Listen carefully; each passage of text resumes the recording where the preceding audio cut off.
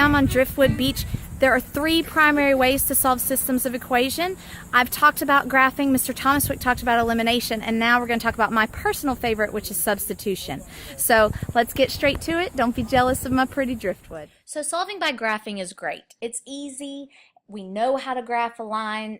Finding that point of intersection is really easy. But not every problem lends itself to be graphed, either because the lines are going to intersect at really large numbers, so it's going to be hard to put it on the graph, or they're going to intersect at decimals, so it's hard to see. You'd have to estimate, and estimation's not always good enough. We want an exact answer. So we have to have other plans, and frankly, we don't always have graph paper around. So you got to have another tool in your arsenal that could be used to solve these problems. So here's my favorite way to solve them, is solving using substitution.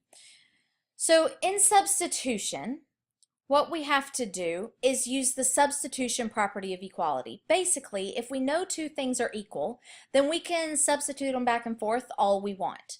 So the easiest example of this would be something that looks like this. We have y equals negative x plus 3, and we also know that y equals x plus 5. They're both already solved for y, and I have two things that I know that y equals. The first is I know that it equals this.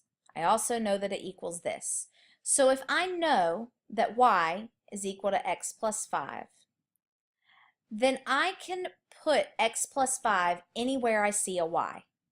So all I'm going to do is kind of like when we're working on those f of x problems, I'm going to put x plus 5 in right here. So my new equation then is x plus 5 equals negative x plus 3. And then it's just a matter of solving an equation. I'm going to get all my variables on one side. X plus x is 2x. I've still got that plus 5, and I've got a 3. All right, now I'm going to subtract. And I get 2x equals negative 2, and I divide by 2. Now, when we're graphing, we find an ordered pair. You still want an ordered pair here. So now that I know the x value of my ordered pair, I'm going to go back and plug it into one of my equations to find the y value.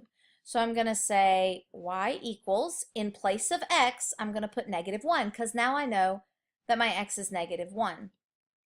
And I'm going to solve this. Negative 1 plus 5 is 4. So the ordered pair, the thing that I write in the answer blank, is negative 1, 4. And that's it. All right, you guys try these. Don't forget to check your answers on the website. We also went ahead and put them in the key that's in the classroom. So if you prefer using that, you can check your answers there. And I'll see you next time.